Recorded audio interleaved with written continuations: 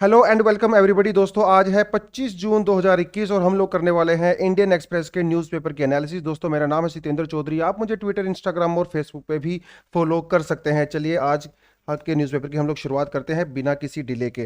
वैसे ना सच्ची बताऊं तो ना दिल टूट जाता है जब फ्रंट पेज पे कोई खास न्यूज़ नहीं होती है। और आज फ्रंट पेज पे कोई ज़्यादा मज़ेदार न्यूज़ नहीं है। ये JNK वाला इशू बहुत पुराना है, हर दिन हम लोग इसको कर रहे हैं, तो कोई ज़्यादा इंपॉर्टेंट नहीं है एग्जाम के लिए। दूसरी PNB हाउसिंग वाला भी ऑलरेडी हम लोगों ने कर लिया था, ये भी कोई ज़्यादा इंपॉर्टेंट नहीं है। देखिए PNB हाउसिंग एक एक फर्म है अंडर PNB, मतलब पंजाब नेशनल बैंक, और ये काफ़ी नुकसान में चल रही थी। तो एक अमेरिकन कंपनी है केरिल ग्रुप जो इसके अंदर शेयर होल्डिंग खरीदना चाहती थी, लेकिन सेबी ने, मतलब security exchange board of India ने, इसके शेयरिंग परचेज के ऊपर बैन लगा दिया था, इसको बंद कर दिया गया था, क्योंकि यहाँ पे कई और रूल्स और रेगुलेशंस फॉलो नहीं किए गए थे। तो यह न्यूज़ जो है हमारे एग्जाम के परस्पेक्टिव से ज़्यादा इंपॉर्टेंट नहीं है। अगर आपके एग्जाम के हिसाब से पढ़ना है तो आप सेबी के बारे में पढ़ सकते हो, कब एस्टेब्लिश हुआ था, इसकी पावर कौन कौन सी है, कौन सी एक्ट के अंडर में ये आता है, ठीक है, उसके बारे में थोड़ा पढ़ सकते हो फॉर योर एग्जाम्स पर्सपेक्टिव, ठीक है। बाकी ये फालतू न्यूज़ है यहाँ पे। JNK में इशू थोड़ा सा आपको रिपीट कर देता हूँ कि अभी सरकार, जब से JNK एक यूनियन टेरिटरी बना है तब से वहाँ पे कोई इलेक्शन नहीं हुए थे, लेकिन सरकार अभी वहाँ पे इलेक्शन करवाना चाहती है। लेकिन भैया इलेक्शन करने से पहले आपको कॉन्स्टिट्यूएंसी डिसाइड करनी पड़ती है कि कौन कितनी कॉन्स्टिट्यूंसी का कितना साइज होगा, उसकी पॉपुलेशन कितनी होगी, किस यूनियन टेरिटरी के अंदर कितने मेंबर ऑफ पार्लियामेंट होंगे, कितने स्टेट असेंबली के अंदर वहाँ पे मेंबर मतलब चुने जाएंगे। उन सब के लिए जो जितनी भी वहाँ पॉलिटिकल पार्टीज थी उनके साथ डिस्कशन करने की बात चल रही है। JNK के बहुत सारे पॉलिटिकल लीडर्स को दिल्ली में इनवाइट किया गया by prime minister Narendra Modi, और इनके साथ डिस्कशन किया गया कि फ्यूचर में हम लोग JNK के अंदर क्या क्या चीज़ें कर सकते हैं। लेकिन जितनी भी अपोजिशन की, मतलब JNK की पॉलिटिकल पार्टीज हैं, वो सारी की सारी एक ही जिद के ऊपर अड़ी हुई हैं कि पहले हमें हमारा स्टेटहुड वापस कीजिए, तभी हम वहाँ पे इलेक्टोरल प्रोसेस के अंदर पार्टिसिपेट करेंगे। सरकार ने ये कहा कि देखिए हम आपकी मजबूरी समझते हैं, आपकी प्रॉब्लम को जानते हैं, स्टेटहुड JNK को हम लोग वापस कर देंगे, लेकिन अभी उसके लिए अप्रोप्रिएट टाइम नहीं है। समय आने दो, हम उसको कर देंगे। लेकिन दिल से सबको पता है कि ऐसा समय कभी आता नहीं है, क्योंकि जो आर्टिकल 370 था वो भी टेम्परेरी बेसिस पे ही कॉन्स्टिट्यूशन के अंदर उसको डाला गया था, लेकिन बाद में वो टेम्परेरी आर्टिकल एक तरह से परमानेंट आर्टिकल हो गया था। तो जो चीज़ें हमारे कॉन्स्टिट्यूशन में बहुत सारे टेम्परेरी होती हैं, समय के हिसाब से वो परमानेंट अपने आप ही हो जाती हैं। तो स्टेट उनको मिलने वाला नहीं है, लेकिन वो जिद पे अड़े हुए हैं। लेट्स सी फ्यूचर में ये नेगोशिएशन जो है वो कहाँ तक हमें लेके जाएगी, इस इशू के ऊपर हम लोग नज़र डेफिनेटली यहाँ पे रखेंगे। पर एग्जाम के पर्सपेक्टिव से आपको आर्टिकल 370 के बारे में पता होना चाहिए, JNK की हिस्ट्री की आपको पता होनी चाहिए, बिकॉज पाकिस्तान के साथ इंडिया का जो रिलेशन है भैया, वो Jammu and Kashmir he decide करता है ना, उनके कोर में तो यही इशू रहता है। चलिए अगली जो न्यूज़ आती है वो आती है एक्सप्रेस नेटवर्क से। हम लोग करने वाले हैं पाकिस्तान के, देखिए पाकिस्तान का नाम लिया और पाकिस्तान की न्यूज़ हमारे सामने आ गई। इतना बढ़िया पड़ोसी देश है हमारा, ठीक है, इसके बारे में बात करना बहुत ज़रूरी है। देखिए पाकिस्तान टेररिज्म को फंडिंग करता है, इसमें कोई डाउट नहीं है। और सिर्फ टेररिज्म को फंडिंग ही नहीं करता है, वो टेररिज्म को लॉजिस्टिक, मतलब हथियार वगैरह भी प्रोवाइड कराता है ना। पाकिस्तान की आर्मी भी उसमें पूरी तरह से इन्वॉल्व है, ISI भी उसमें पूरी तरह से इन्वॉल्व है। तो यहाँ पे दो, ये लश्कर तैयबा और जैश ए मोहम्मद सबसे खतरनाक टेररिस्ट ऑर्गेनाइजेशन है जो क्रॉस बॉर्डर फायरिंग करती हैं और वायलेंस क्रिएट करती हैं। अभी क्या है, SCO शंघाई कॉरपोरेशन ऑर्गेनाइजेशन, जिसके बारे में मैं 2-3 दिन से लगातार बात कर रहा हूं, इसके अंदर मीटिंग चल रही है। कौन मीटिंग कर रहा है? NSAs, national security adviser. हर कंट्री के नेशनल सिक्योरिटी एडवाइजर वहां पे आते हैं, जो भी इस SCO ग्रुप का पार्ट है। चाइना है, रशिया है, इंडिया है, पाकिस्तान है, किर्गिस्तान है, तजाकिस्तान है, ठीक है, उज्बेकिस्तान है, वो सारे के सारे इसके अंदर पार्टिसिपेट करते हैं। तो इंडिया के NSA जो हैं, ये मिस्टर दोवल, और पाकिस्तान के जो NSA हैं मोहित जी हैं, उनके बीच में डिस्कशन होना था। उन्होंने मीटिंग किया वहाँ पे, डायरेक्ट मीटिंग नहीं किया लेकिन इनडायरेक्टली उन्होंने वहाँ पे मीटिंग किया, और उन्होंने कुछ बातें की। बातें कुछ इस तरह से की कि जम्मू एंड कश्मीर आप जो है टेररिज्म को सपोर्ट मत कीजिए, वहाँ पे ये चीज़ें करिए, वो चीज़ें करिए, उन सारी चीज़ों के बारे में यहाँ पे बात चल रही है। एक चीज़ आपको और पता होगा कि पाकिस्तान जो है वो ग्रे लिस्ट में है, फाटा जिसको बोलते हैं, फाइनेंशियल एक्शन टास्क फोर्स, और इसका हेडक्वार्टर जो है पेरिस में है। इसका मेन काम होता है दुनिया भर में जो मनी लॉन्ड्रिंग होती है उसको कम करना, क्योंकि मनी लॉन्ड्रिंग के थ्रू जो पैसा सफ़ेद किया जाता है, ब्लैक मनी से व्हाइट मनी किया जाता है, वो टेररिस्ट ऑर्गेनाइजेशंस को जाता है, और उसके लिए पाकिस्तान बदनाम है। इसलिए FATF ने पाकिस्तान को ग्रे लिस्ट में रखा हुआ है। पाकिस्तान चाहता है वो ग्रे लिस्ट से बाहर आ जाए और उसके ऊपर जो इकोनॉमिक सैंक्शंस हैं वो दूर हो जाएं, लेकिन इंडिया ऐसा होना देना नहीं चाहता। तो इन सारे के सारे टॉपिक्स के ऊपर भी वहाँ पे हम लोगों ने बात किया है। और एक और मुद्दे पे हम लोगों ने बात किया, हमारा एक और पड़ोसी देश है जिसका नाम है अफगानिस्तान, ठीक है। देखिए अफगानिस्तान से अमेरिका भी भाग रहा है, वहां से अमेरिका और नाटो के 20 साल लड़ाई लड़ने के बाद उन्होंने रियलाइज किया कि यहाँ पे जो है अपना सर फोड़ के कोई फायदा नहीं है, यहाँ से बाहर निकलो, बहुत प्रॉब्लम क्रिएट हो गया। ट्रिलियंस ऑफ डॉलर उन्होंने वहां पे खर्च कर दिए हैं। तो अफगानिस्तान से जब ये अमेरिका बाहर भाग रहा है, जा रहा है वहां से, तो अफगानिस्तान के अंदर क्या स्टेबिलिटी होगी, वहां पे पीस प्रोसेस क्या होगी, इंडिया का रोल वहां पे क्या होगा, ये सारी की सारी बातें भी इन लोगों ने यहाँ पे डिस्कस की हैं। तो ये पूरे का पूरा मुद्दा है यहाँ पे। देखिए अभी पाकिस्तान और इंडिया के बीच में जो है एक पीस का माहौल चल रहा है, शांति का माहौल चल रहा है, क्योंकि दोनों कंट्रीज ने फरवरी के महीने में एक सीज फायर अग्रीमेंट साइन किया था। और बहुत सालों के बाद ऐसा हुआ है कि पाकिस्तान और इंडिया ने कोई सीज फायर अग्रीमेंट पास किया हो और उसके को फॉलो भी किया हो। मतलब पिछले 4-5 महीने से बॉर्डर के ऊपर फायरिंग नहीं हुआ है, तो ये एक बहुत अच्छी बात है। ऊपर से चाइना पाकिस्तान इकोनॉमिक कॉरिडोर है, इसके ऊपर भी डिस्कशन किया गया है, क्योंकि इंडिया इसको सपोर्ट नहीं करता है, क्योंकि ये पाकिस्तान ऑक्यूपाइड कश्मीर से होकर जाता है, जो इंडिया अपना पार्ट समझता है। और पाकिस्तान की मंजूरी से चाइना यहाँ पे रोड निकाल रहा है, क्योंकि वो इंडियन ओशन तक पहुंचना चाहता है। तो इसके ऊपर भी डिस्कशन की गई। तो कई सारे ऐसे मुद्दे थे जो यहाँ पे इस मीटिंग को लेकर डिस्कस किया गया। लेकिन मैं आपको ऑलरेडी पहले ही बता चुका हूं, किसी भी प्रॉब्लम का सॉल्यूशन तभी निकल सकता है जब आप बातचीत कीजिए। अरे बातचीत बंद मत करो, बातचीत बंद करोगे तो प्रॉब्लम का सॉल्यूशन निकल ही नहीं सकता है ना। यही चीज कोल्ड वॉर के दौरान अमेरिका ने और रशिया ने भी किया था, यही चीज आजकल इंडिया और पाकिस्तान भी कर रहे हैं। चाहे वो आपस में ऊपर से जितनी मर्जी गालियां देते हो सोशल मीडिया पे, लेकिन बैकडोर एंट्री में वो बातचीत कर रहे हैं, which is a good thing. इसी को तो मैच्योरिटी बोलते हैं। ठीक है, चलिए अगली जो न्यूज आती है वो आती है हमारी एजुकेशन सिस्टम से रिलेटेड। एजुकेशन सिस्टम से रिलेटेड का न्यूज ये है कि AICTE, ठीक है, जो कि हमारे कंट्री में टेक्निकल एजुकेशन की सबसे हायर बॉडी होती है ना, all India technical education institution, वो जो बीटेक कॉलेजेस वगैरह होते हैं उनको ये रेगुलेट करता है, उनका करिकुलम वगैरह वो सब चीज़ रेगुलेट करता है।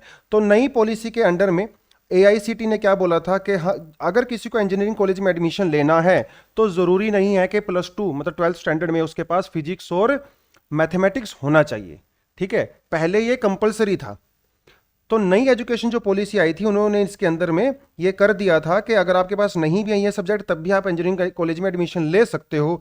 कुछ लोगों ने इसको क्रिटिसाइज किया था, कुछ लोगों ने इसको सपोर्ट किया था। लेकिन अभी नीति आयोग के साथ AICTE की मीटिंग हुई है। नीति आयोग के कुछ मेंबर चाहते हैं कि इस पॉलिसी को अडोप्ट ना किया जाए बाय AICTE, बट AICTE चाहता है कि वो इसको अप्लाई करे, इसलिए दोनों के बीच में थोड़ा बहुत झगड़ा यहाँ पे चल रहा है। लेकिन कुछ ऐसा सोल्यूशन निकालने की कोशिश की जा रही है, मिडवे निकालने की कोशिश की जा रही है। तो AICTE को सजेशन दिया गया है कि देखो भैया, कुछ ऐसे इंजीनियरिंग आप ब्रांचेस बता दो जहां पे ये क्राइटेरिया अलाउ कर सकते हैं हम लोग, लेकिन पूरी तरह से इसको हम लोग अलाउ नहीं कर सकते हैं। ठीक है, तो जो नया रूल है उसके अकॉर्डिंग में ये जो 14 सब्जेक्ट है यहाँ पे लिखा हुआ है, फिजिक्स, केमिस्ट्री, मैथमेटिक्स, बायोटेक्नोलॉजी, वो इनमें आपको 45% आप मार्क्स ले आते हो तो आपको इंजीनियरिंग कॉलेज में एडमिशन मिल जाएगा।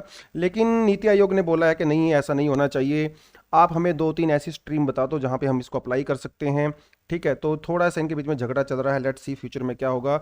आप कमेंट सेक्शन में अपना व्यू पॉइंट बताइए कि क्या बिना फिजिक्स और मैथमेटिक्स के स्टूडेंट्स को इंजीनियरिंग में एडमिशन मिलना चाहिए कि नहीं मिलना चाहिए। क्योंकि नीति आयोग का यह मानना है कि जो मैथमेटिक्स और फिजिक्स का जो कैलिबर होता है, जो एजुकेशन होती है, वो जब आपकी उम्र छोटी होती है ना तभी आपके अंदर आता है। आप बड़े होने के बाद इंजीनियरिंग कॉलेज में जाके फिजिक्स और मैथमेटिक्स नहीं सीख सकते। अगर आप आपको फोर्स करेंगे तो आपकी क्वालिटी जो है वो डिक्रीज हो जाएगी। ये नीति आयोग का मानना है। आप कमेंट सेक्शन में मुझे ये बताओ कि आपका क्या मानना है कि ये अलाउ होना चाहिए कि नहीं होना चाहिए। ठीक है जी, अगली न्यूज़ भी हमारे पड़ोसी से आती है, चाइना से आती है। देखिए आप सबको पता है कि चाइना और इंडिया का टसल चल रहा था गलवान वैली में, है ना। ये देखिए यहाँ पे गलवान वैली है। गलवान वैली के एक तरफ जो है वो चाइना के सोल्जर्स बैठ गए थे, दूसरी तरफ इंडिया के सोल्जर्स बैठ गए थे। यहीं पे फायरिंग भी हुआ था जिसमें 20 इंडियन सोल्जर्स जो है वो शहीद हो गए थे, है ना। ये जो रेड डॉट आपको यहाँ पे दिखाई दे रही है पूरी की पूरी लाइन, ये इसको बोला जाता है लाइन ऑफ एक्चुअल कंट्रोल। और यहाँ पे आप जो देख रहे हो ना, ये है पैंगोंग सो लेक, जहाँ पे 3 इडियट की शूटिंग हुई थी, है ना। पैंगोंग सो लेक के मिडल में से LAC निकलता है, मतलब इंडिया चाइना की बाउंड्री निकलती है। इसका 30-40% पार्ट इंडिया के अंदर है, बाकी वो चाइना के अंदर में है। तो ये सारी की सारी चीजें हैं। अब दोनों के बीच में डिस्कशन हुआ, बातचीत हुई, तो डिसाइड किया गया कि चाइना अपने सोल्जर को वापस बुलाएगा, इंडिया अपने सोल्जर्स को वापस बुलाएगा। लेकिन जिस स्पीड के साथ ये काम होना चाहिए था उस स्पीड के साथ नहीं हो रहा है। अभी भी चाइना के बहुत सारे सोल्जर्स वो यहीं पे टेंट वगैरह लगा के बैठे हुए हैं। इवन चाइना यहां पे इंफ्रास्ट्रक्चर डेवलप कर रहा है। तो ये प्रॉब्लम है। तो इंडिया ने यह ऑब्जेक्शन चाइना के सामने उठाया है कि सर आपकी जो कथनी और करनी है, मतलब you need to walk your talks, जो आपने बोला है प्लीज आप ऐसा करिए, लाइन ऑफ एक्चुअल कंट्रोल से अपने सैनिकों को हटाइए, जो सिचुएशन वहां पे पहले थी उसी सिचुएशन को आप वापस लेके आइए, क्योंकि 1993 और 1996 में हम दोनों के बीच में जो अग्रीमेंट हुआ था लाइन ऑफ एक्चुअल कंट्रोल को लेके, प्लीज आप उसको फॉलो कीजिए। ठीक है, तो इंडिया ने चाइना को ये बोला है। अब चाइना का सबको पता है, चाइना बोलता कुछ है करता कुछ हो रहा है ना, तो वो भी समस्या है हमारे यहाँ पे। चलिए जी, अगली न्यूज फिर आती है लक्षद्वीप से। ये इशू भी हम लोग कई बार कर चुके हैं कि लक्षद्वीप के अंदर इंडियन गवर्नमेंट कैसे इंटरवेंशन कर रही है, नए नए रूल्स और रेगुलेशंस लाई है government of India through the administrator, और वहां की जो लोकल कल्चर है, इकोनॉमी है, उसको डिस्टर्ब करना चाहती है। जो लक्षद्वीप है ना, इसकी इकोलॉजी एनवायरनमेंट बहुत फ्रजाइल है, क्योंकि ये कोरल रीफ है ना, बहुत ज़्यादा फ्रजाइल है। अगर आप इसके अंदर कुछ चेंजेस करोगे तो यहाँ का पूरा इकोलॉजिकल स्ट्रक्चर जो है वो चेंज हो सकता है, उसके ऊपर नेगेटिव इंपैक्ट आ सकता है। सरकार एक नया रूल लेके आई थी जिसको कहा गया था लक्षद्वीप डेवलपमेंट अथॉरिटी रेगुलेशन 2021, जिसके अंडर में सरकार लक्षद्वीप के अंदर किसी भी लैंड को अक्वायर कर सकती है, उसके ऊपर होटल बना सकती है, उसके ऊपर कोई भी इंफ्रास्ट्रक्चर खड़ा कर सकती है, अम्यूजमेंट पार्क बना सकती है, क्योंकि सरकार चाहती है लक्षद्वीप के अंदर जो है मालदीव के जैसे इंफ्रास्ट्रक्चर डेवलप हो, ताकि वहां पे इकोनॉमिक डेवलपमेंट हो। लेकिन जो क्रिटिक्स हैं वो ये मान रहे हैं कि ये जो लॉ सरकार लेके आई है वो सिर्फ और सिर्फ लैंड ग्रैबिंग का एक तरीका है, क्योंकि यह लैंड वो अडानी और अंबानी और अपने मित्रों को देगा, है ना। ये यहाँ पे समस्याएं हैं। तो 60 साइंटिस्ट हैं इंडिया में, उन्होंने प्रेसिडेंट को एक लेटर लिखा है। उन्होंने कहा है कि देखिए सर, यह जो रूल्स हैं रेगुलेशंस हैं ये उसको नेगेटिवली इंपैक्ट कर रहे हैं, और जो एग्जिस्टिंग लॉ है जैसे लैंड एक्विजिशन एक्ट है 2013, बायोडाइवर्सिटी एक्ट है 2002, एनवायरमेंटल प्रोटेक्शन एक्ट है 1986, यह रूल इनके अगेंस्ट भी है। तो मतलब ये जो नए रूल सरकार लेके आई है ये कानून के अगेंस्ट भी है, और ये वहां की इकोलॉजी जो बहुत फ्रजाइल है उसको भी नुकसान पहुंचाएगा। तो प्लीज आप इसको पास मत कीजिए, इसको रोक दीजिए। तो उन्होंने प्रेसिडेंट को लेटर यहाँ पे लिखा है। तो लक्षद्वीप वाला इशू काफी सेंसिटिव है। ऑलरेडी एक एडिटोरियल आया था द हिंदू में, इन डेप्थ एनालिसिस उसकी हम लोग ऑलरेडी कर चुके हैं। अगर किसी ने नहीं देखी है तो डिस्क्रिप्शन में मैं लिंक दे दूंगा, आप उस पेज पे जाके उस वीडियो को जरूर देखें। लक्षद्वीप का पूरा इशू वहां पे अच्छे से कवर किया गया है। थोड़ा सा इकोनॉमी सेक्शन देख लेते हैं, उसके बाद मैं आऊंगा आपके एडिटोरियल वाले सेक्शन पे। ठीक है, दुनियादारी में आज वर्ल्ड में न्यूज़ में कुछ है नहीं खास। ठीक है, ज़्यादातर ऐसी न्यूज़ हैं जिसका हमारे एग्जाम से और इंडिया से रेलेवेंट नहीं है, इसके लिए हम इसको छोड़ देंगे। तो इसका यहाँ पे कुछ खास है नहीं। इकोनॉमी सेक्शन में एक दो न्यूज़ हैं जो हम लोग कर सकते हैं। जीएसटी मोप अप लाइकली इन 20 डेज जून। ई वे बिल क्या होता है? देखिए, जब भी आप रेस्टोरेंट वगैरह में खाना खाने जाते हो, कोई भी सामान परचेज करते हो, आपको एक बिल मिलता है जिसके ऊपर जीएसटी लगा होता है, राइट। लेकिन जब भी कोई प्रोडक्ट इंटर स्टेट एक्टिविटी करता है, मतलब एक स्टेट से दूसरे स्टेट में जाता है, तो उसके लिए उसको ई वे बिल जो है काटता है, उसका ई वे बिल। अब आपको पता है कि कोविड के टाइम पे, लॉकडाउन के टाइम पे इंटरस्टेट जो ट्रांसपोर्टेशन है बहुत कम हो गया था, इंटरस्टेट जो ट्रेड काफ़ी कम हो गई थी, तो ई वे बिल के थ्रू जो रिवेन्यू में हो रहा था सरकार को वो काफ़ी कम हो रहा था। लेकिन जैसे ही अभी लॉकडाउन हटा है, इकोनॉमी एक्टिविटी थोड़ी रिज्यूम हुई है, उसके बाद से अभी ई वे बिल के थ्रू सरकार का रिवेन्यू धीरे धीरे बढ़ने लगा है। तो 10 लाख करोड़ ई वे बिल ऑलरेडी जनरेट हो चुके हैं। तो ये सीधा सीधा सा ये दिखाता है कि इकोनॉमी ओपन अप हो रही है, इकोनॉमी धीरे धीरे रिवाइव हो रही है, एंड लेट्स होप और अच्छी स्पीड के साथ हमारी इकोनॉमी आगे ग्रो करे। ठीक है, चलिए अगली न्यूज जो है वो कोविड डेथ को लेके है। Claims over light over the insurance status. देखिए, हमारी कंट्री में आपको पता है पहले ही लोग बहुत कम इंश्योरेंस करवाते हैं। इंश्योरेंस वाला कॉन्सेप्ट हमारे यहाँ पे है ही नहीं, क्योंकि जब आप इंश्योरेंस कराते हो तो आपको फीस पे करनी पड़ती है, मंथली फीस पे करनी पड़ती है, और हमारे यहाँ पे मेजरली लोग ज़्यादातर गरीब हैं, लोअर मिडिल क्लास से हैं, तो वो होता नहीं है। ऊपर से जिन लोगों ने इंश्योरेंस लिया था, कोविड के टाइम पे इतनी सारी डेथ हो गई हैं, तो जिन लोगों ने क्लेम किया था डेथ के अगेंस्ट में या मेडिकल एक्सपेंसेस के अगेंस्ट में अपना इंश्योरेंस, सिर्फ 14% लोगों को ही उसका बेनिफिट मिला है। तो यह एक यहाँ पे थोड़ी न्यूज़ आपके लिए हो सकती है। ठीक है, कोई खास इंपॉर्टेंट न्यूज़ नहीं है, तो ज़्यादा टाइम इसको हम लोग देंगे नहीं। ठीक है, चलिए अगली न्यूज़ आती है, वो आती है ओपेक से। अब ये ओपेक क्या है? देखिए, ओपेक एक कंट्रीज का ग्रुप है, ठीक है, जो ऑयल प्रोड्यूस करती हैं। ये ऑयल जो है प्रोड्यूसिंग और एक्सपोर्टिंग कंट्रीज होती हैं। ठीक है, ओपेक कंट्रीज थोड़ा दिखा देता हूं आपको। ठीक है, चलिए जी, तो ये ओपेक कंट्री है, 1960 में इसको एस्टेब्लिश किया गया था। ठीक है, organisation of petroleum exporting countries, OPEC इसका नाम है। इसके अंदर जो कंट्री है वो आप यहाँ पे देख सकते हो, Algeria, Angola, Congo, Equatorial Guinea, Gabon, Iran, Iraq, Kuwait, Libya, Nigeria, Saudi Arabia, UAE और वेनेजुएला, ये 13 कंट्रीज हैं इसके अंदर में। ठीक है, लोकेशन आप इनकी यहाँ पे देख सकते हो। इक्वेडोर पहले इसका मेंबर था, लेकिन अभी इक्वेडोर इसका मेंबर नहीं है। कतार भी इसका भी मेंबर यहाँ पे नहीं है। तो टोटल 13 कंट्रीज हैं जो ओपेक के अंडर में हैं। प्रीलिम्स के पर्सपेक्टिव से आपका यहाँ से एक पोटेंशियल क्वेश्चन बन सकता है। They can ask you the names of the OPEC countries and their location as well. तो अब बात यह है कि ये कंट्री जो है ऑयल प्रोड्यूस करती हैं, उसको बेचती हैं। इंडिया ऑयल के ऊपर डिपेंड करता है फॉर आवर एनर्जी नीड्स। अब ये कंट्री क्या करती है ना, ये ऑयल के प्राइस को ना डिक्टेट करती हैं। जब इनको दुनिया में ऑयल का प्राइस ज़्यादा करना होता है तो ये प्रोडक्शन कम कर देती हैं। जब इनको ऑयल का प्राइस कम करना होता है तो ये प्रोडक्शन बढ़ा देती हैं। आजकल क्या पता क्या है, आजकल ओपेक कंट्रीज ने ऑयल की प्रोडक्शन को कम कर रखा है। तो इसलिए इंडिया वालों ने इनको रिक्वेस्ट किया है। देखिए, हम तो रिक्वेस्ट ही कर सकते हैं, है ना। इनको रिक्वेस्ट किया है कि भैया आप थोड़ा सा ऑयल की प्रोडक्शन बढ़ा दीजिए, क्योंकि आप ऑयल की प्रोडक्शन बढ़ाओगे तो प्राइस कम हो जाएगा। और इंडिया में इस टाइम पे ऑयल का प्राइस बहुत ज़्यादा हो रहा है, तो हमें थोड़ी सी मदद हो जाएगी। लेकिन इसके ऊपर सिर्फ डिस्कशन ही चल रही है, अभी कोई कंक्रीट यहाँ पे सॉल्यूशन निकल के आया नहीं है। ठीक है, तो ये बात है भैया यहाँ पे ऊपर से। तो अब हम लोग देखते हैं, थोड़ा सा एडिटोरियल में चले जाते हैं, एडिटोरियल क्या कह रहा है। लेकिन एडिटोरियल से पहले एक थोड़ा सा एक्सप्लेन सेक्शन में बता देता हूँ। यह एक्सप्लेन सेक्शन तो हमारे लिए खास इंपॉर्टेंट है नहीं।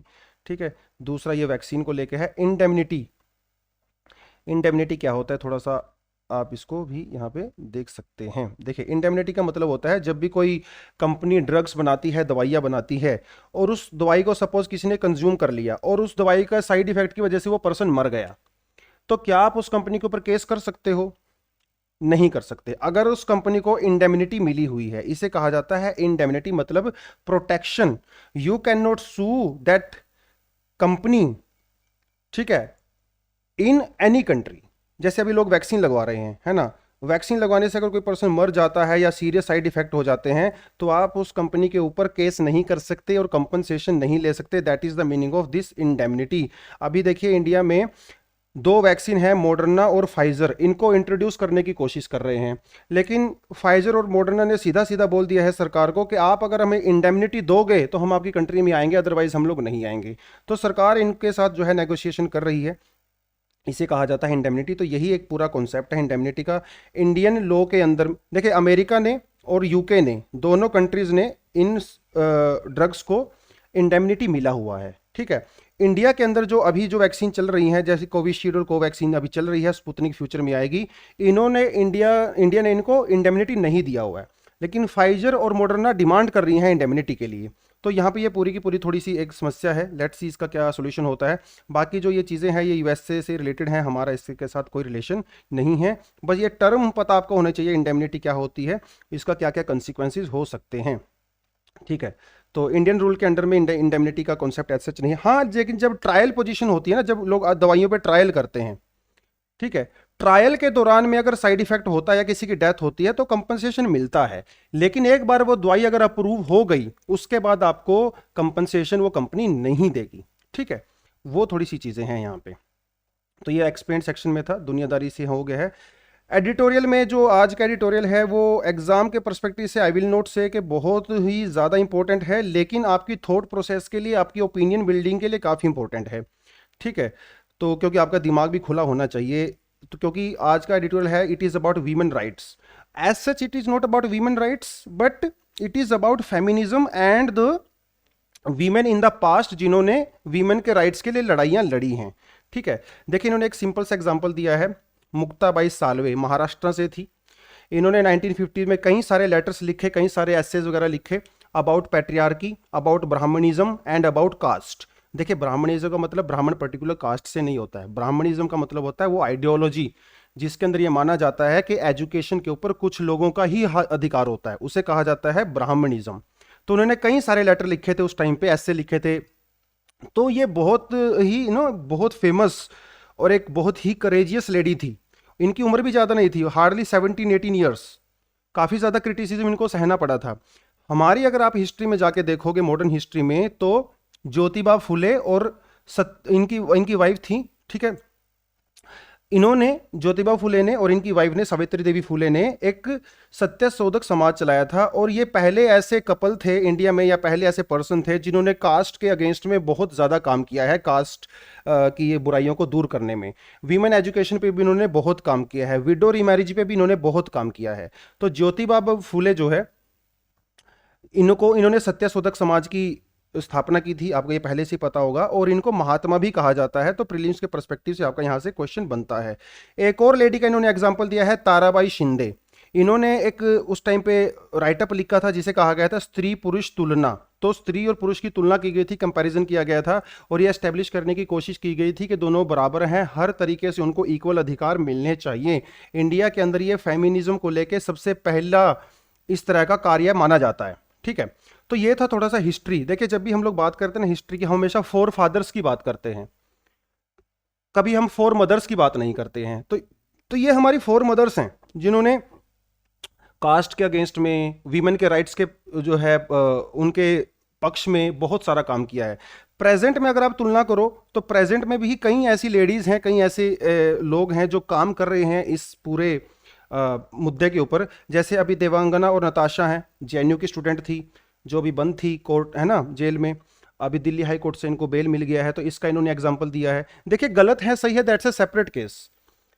लेकिन इस एडिटोरियल के स्टेप में जो एस्टेब्लिश करने की कोशिश की गई है कि कुछ ऐसी लेडीज हैं अभी भी इंडिया में जो इस मामले में काम कर रही हैं। देखिए, हिंद में मरकन का नाम इन्होंने दिया है, जेल बंदी रिहाई मंच के अंडर में काम करती थी। जो लोअर कास्ट के लोग या जो महिलाएं जेल में बंद हैं, ये उनके राइट्स के लिए काम करती थी, तो सरकार ने इनको ऊपर भी सेडिशियस चार्ज लगा के इनको जेल में डाल दिया गया। देवांगना वगैरह को भी जेल में डाल दिया गया था। अमूल्य लियोना नहरोना, ये भी महाराष्ट्र, ये भी जो है इन्होंने, अभी आपको पता है, स्टेज पे चढ़ के पाकिस्तान जिंदाबाद, हिंदुस्तान जिंदाबाद के नारे लगाए थे। बच्ची हैं, 19 साल की हैं, है ना, अभी बहुत ज़्यादा पढ़ी लिखी नहीं है, और मतलब पढ़ी लिखी भी खैर नहीं है, लेकिन इनको थोड़ा इन्फ्लुएंस कर दिया गया था किसी अपोजिशन वगैरह ने, वो सब। तो उसमें इन्फ्लुएंस होकर इन्होंने पाकिस्तान जिंदाबाद के नारे लगा दिए थे, तो सरकार ने इनके ऊपर भी सेडिशन का चार्ज लगा के इनको जेल में डाल दिया है। दिशा रावी, जिसका आपको पता होगा, इन्होंने कोई ट्वीट वगैरह किया था ग्रेटा थुनबर्ग के साथ, उन्होंने कुछ डॉक्यूमेंट वगैरह एडिट किया था क्लाइमेट चेंज को लेके, तो इनके ऊपर भी सेडिशन चार्जेस लगा गए। सरकार ने ये बोला कि भारत देश को बदनाम करना चाहती है इंटरनेशनली, वो सारी की सारी चीज़ें। हरियाणा से है नवदीप कौर, ये मजदूर अधिकार संघ के लिए काम करती हैं, मजदूरों के लिए आवाज़ उठाती हैं, न्यूज़पेपर वगैरह में लिखती रहती हैं, सोशल मीडिया पर काफ़ी एक्टिव रहती हैं। इनके ऊपर भी कई बार सेडिशियस चार्जेस लगाए गए हैं बाय गवर्नमेंट। तो कहने का मतलब ये है कि ये जितनी भी जो लेडीज़ हैं, ट्राइबल राइट्स के लिए काम करती हैं, वीमेन राइट के लिए काम करती हैं, सिटीजन राइट्स के लिए काम करती हैं, इनको जो है सरकार बार बार हरास करती है, जेल में डालती है, वो सारी की सारी चीज़ें हैं। लेकिन इन सारे के, देखिए, ये सब जो है डिफरेंट कास्ट से बिलोंग करती हैं, और ऐसा ज़रूरी नहीं कि सब की सब फेमिनिस्ट भी हों, लेकिन सबके अंदर एक कॉमन चीज़ है, वो ये है कि इनके अंदर हिम्मत है, कन्विक्शन है, डिटर्मिनेशन है, रेजिलियंस है, जोश है, सोसाइटी के लिए कुछ बेटर करने का इनके अंदर एक मोटिव है कि कुछ बेटर करेंगे हम लोग उसके लिए। तो ये सारी की सारा था आज का। एग्जाम के पर्सपेक्टिव से इंपॉर्टेंट नहीं है, लेकिन आपको थोड़ा सा एक अपने ब्रेन के लिए, आपकी थॉट प्रोसेस के लिए आपको इन चीज़ों का पता होना चाहिए। ठीक है, तो ये सारी की सारी चीज़ें थी। तो आप भी इनसे एग्जाम्पल्स ले सकते हो, आप इनसे इंस्पिरेशन ले सकते हो। Don't fear, stand toll. ठीक है, पेव योर ओन वे, किसी की सुनिए मत। आपको जो सही लगता है, सोसाइटी के लिए जो सही है, लार्जर पॉपुलेशन के लिए जो सही है, आप उसको ही कीजिए। ठीक है, और अपने कंट्री को, अपनी सोसाइटी को और इंडिविजुअली ग्रो कीजिए, और इसीलिए हम लोग आगे बढ़ेंगे। So that is all for the day. Thank you very